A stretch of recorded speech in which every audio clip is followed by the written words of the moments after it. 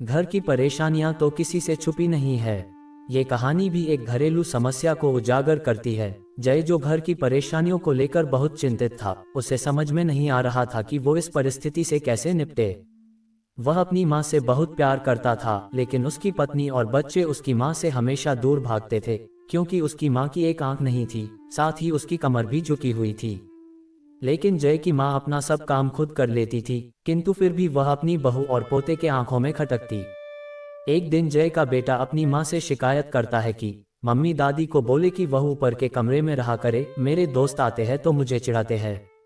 लेकिन उसकी दादी से कहा ऊपर चढ़ा जाता, पर पोते की इस बात को सुनकर बेचारी चुपचाप उठकर जीने के सहारे ऊपर जाने लगती। कमर झुकी होने के कारण उन्हें ऊपर चढ़ने में बहुत परेशानी होती थी, फिर भी वो ऊपर चले जाया करती।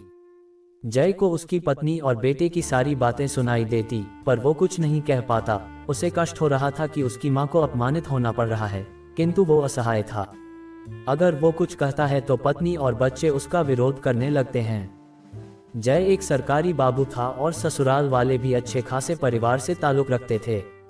एक दिन जय की पत्नी निशा जय से कहती है, देखो जी, हमारे घर बड़े बड़े अफसर और उनके परिवार वाले आते हैं, और माँ जी सामने होती है तो मुझे शर्म लगती है। इन्हें आप यहाँ से कहीं रवाना कीजिए। जय अकेले में रोता है पर चुप रहता है, बस दिन रात विचार करता है कि क्या किया जाए। जय की हालत उसकी माँ बखूबी जानती थी, पर उसे कोई कष्ट न हो इसलिए वो हमेशा चुप रहती, और बेटे को कोई कष्ट न हो इसलिए वो हर बात को चुपचाप सह लेती थी। जय की परेशानी देख उसकी माँ एक दिन जय से कहती है, बेटा बहुत दिन हो गए, मैं अपने गांव नहीं गई, मुझे गांव की बहुत याद आ रही है, तुम मेरे गांव जाने का प्रबंध कर दो। जय कहता है, गांव क्यों जाना है माँ, वहाँ कोई नहीं रहता, आपका ख्याल कौन रखेगा। उसकी माँ कहती है, सब गांव वाले तो हैं और वो तुम्हारे मामा जी तो उसी गांव में रहते हैं, और फिर हम वहाँ सारी व्यवस्थाएं कर आएंगे। ये बात सुनकर निशा की खुशी का कोई ठिकाना ही नहीं रहता, और वह कहती है, माँ जी सही कह रहे हैं, गांव में जाएंगे तो थोड़ा मन भी बहल जाएगा। हाँ बेटा, बहू सही कह रही है, जय की माँ जय से कहती है। जय जानता था कि गांव में मां की देखभाल करने वाला कोई नहीं है, लेकिन अपनी पत्नी की जिद के कारण वह अपनी मां को गांव छोड़ने पर विवश हो गया। मां को गांव छोड़कर आते वक्त उसे रोना आ रहा था और अपनी बेबसी पर गुस्सा भी आ रहा था, किंतु परिवार, पत्नी और समाज ने उसके इन मनोभावों को दबा दिया और वो सुकून सा महसूस करने लगा। जय के एक चाचा थे जो बहुत सालों पहले विदेश में डॉक्टर की पढ़ाई करने गए थे और वहीं शिफ्ट हो चुके थे। उनके आने का समाचार मिलता है। जय उसके चाचा की स्वागत की खूब तैयारी करता है।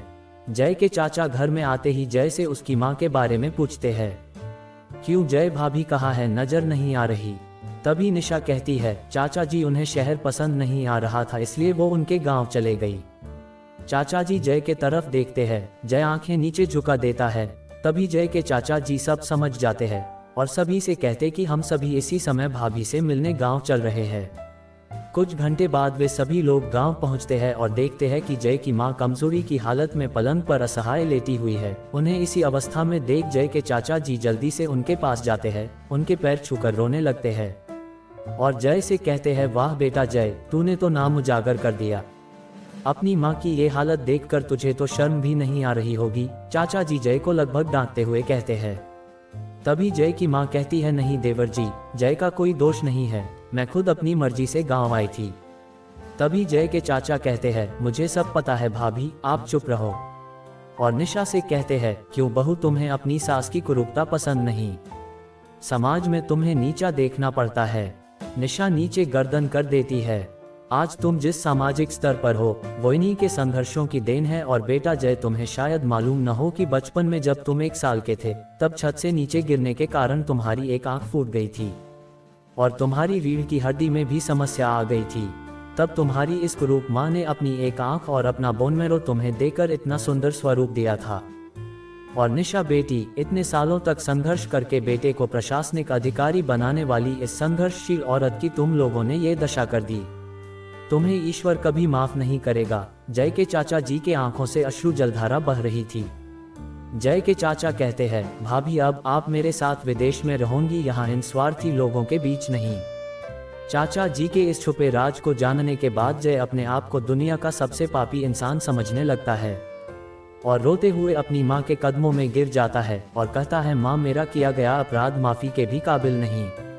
मैं मेरी मान प्रतिष्ठा के मोह में सब जानते हुए भी चुप रहा और आंसू भरी लाल आंखों से अपनी पत्नी और बेटे को देखता है और कहता है, मुझे नहीं जरूरत ऐसे लोगों की जिन्हें मेरी माँ बोझ लगे। निशा जो सामने गर्दन झुकाए खड़ी थी, उसकी हिम्मत ही नहीं हो रही थी कि वो अपनी सास से आंख मिला सके। जय की मां ने निशा की मन स्थिति को समझकर उसको पुचकारते हुए अपने पास बुलाया और जय को डांटते हुए कहा, खबरदार, जो मेरी बहू को मुझसे अलग करने की कोशिश की तो तुझे ही घर से बाहर निकाल दूंगी। सास की ये बात सुनते ही निशा और उसका बेटा रो पड़ते हैं और अपनी सास के कदमों में माफी की गुहार लगाने लगते हैं। ये कहानी यही खत्म होती है।